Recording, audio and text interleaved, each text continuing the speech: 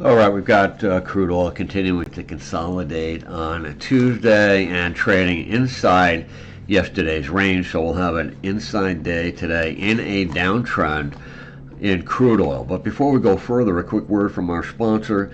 This video is brought to you by XNest, the world's largest retail broker, offering ultra-fast execution with no overnight fees. Find a link in the description below. This is Bruce for FXEmpire, taking a look at the daily chart for crude oil. So we have crude oil broke some key long-term levels. This trend line here, the two moving averages, orange 50 and purple 20, some anchored volume weighted average price levels confirmed here, support here, and then broke here, starting from down here.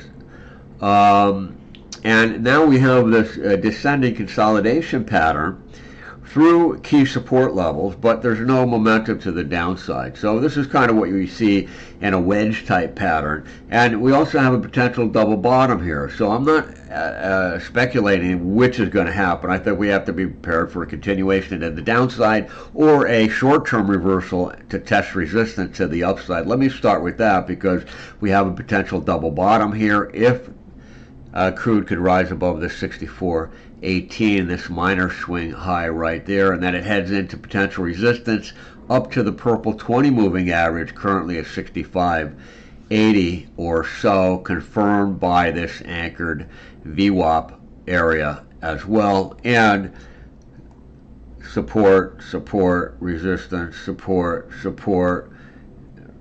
failure. Okay, so that becomes resistance on any kind of bounce. On the downside, we're looking at a potential magnet here because there is a little bit of a confluence around the 78.6% retracement, around 68 or so. That also completes this falling ABCD pattern.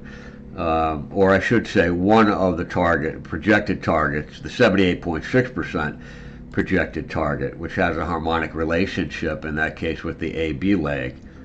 Or the main target is down here, 100% relationship is down here at 57.71. But I think we got to see what happens here first.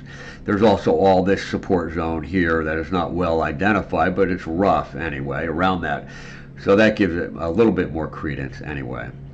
So those two scenarios, I think, are what most likely a short-term pop to resistance, then decline, or a decline in the near term, which could happen even tomorrow. All right, that is it for today, traders. Have a great week.